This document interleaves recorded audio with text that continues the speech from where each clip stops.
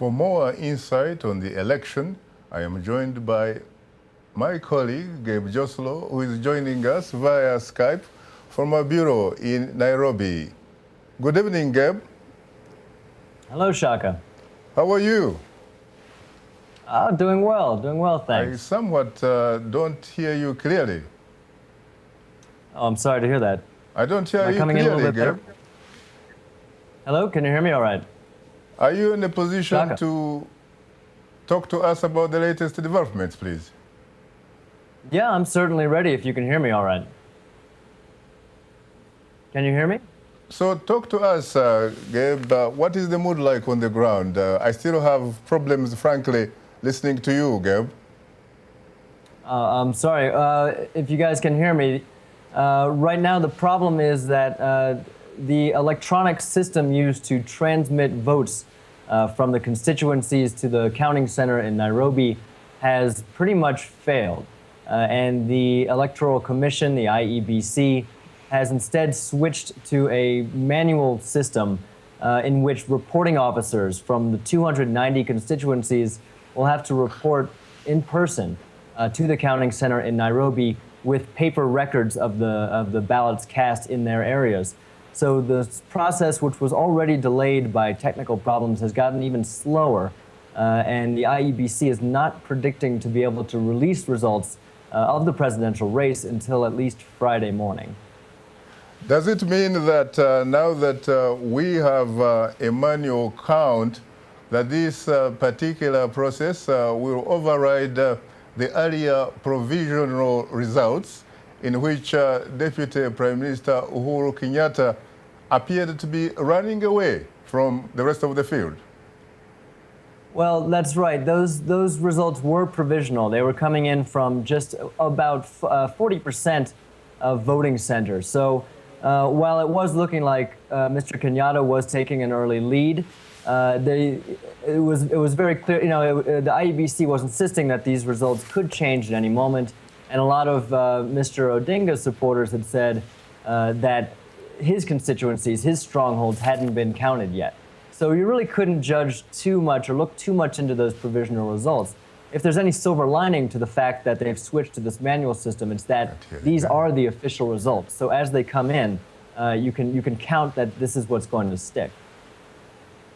And what about some reports that I have heard regarding some sort of electoral engineering? And some, of course, would say the doctoring of election results. Have you heard about those reports? There have been some scattered reports that are difficult to verify, but like, for instance, in Meru, in central Kenya, fake ballots being transported in a government vehicle, and officials in that area have looked into that and are trying to figure out what was going on and bring any possible perpetrators to justice. There was also an incident up in Kitale, which we're still getting information about. This is up in Rift Valley. And it seems that a returning officer in charge of one of the polling places up there was found transporting ballots in Kitale. And they may have been unsealed. A lot of these details are sketchy, but a kind of fracas broke out when these accusations of vote rigging arose. The police stepped in and calmed down the crowds, but it did get a little chaotic there, according to the reports that I've heard. So these are starting to pop up, and I think the longer you have delays, the more time there is for conspiracy theories and suspicions to arise. So this is becoming a somewhat tense time. What about other reports coming from Kericho, the tea capital of the world, really, that whereas you may in fact have had 51,000 as registered voters, that the tally from there about the people who cast the vote were like 62,000. Have you heard about that too? Yeah, we've heard about some of these reports where the voting numbers don't match the registered list. We're hoping that a lot of this is still related to the glitch earlier with both with the registration systems that were in place. There were a lot of failures with those on the actual day of voting, as well as the electronic transmission system.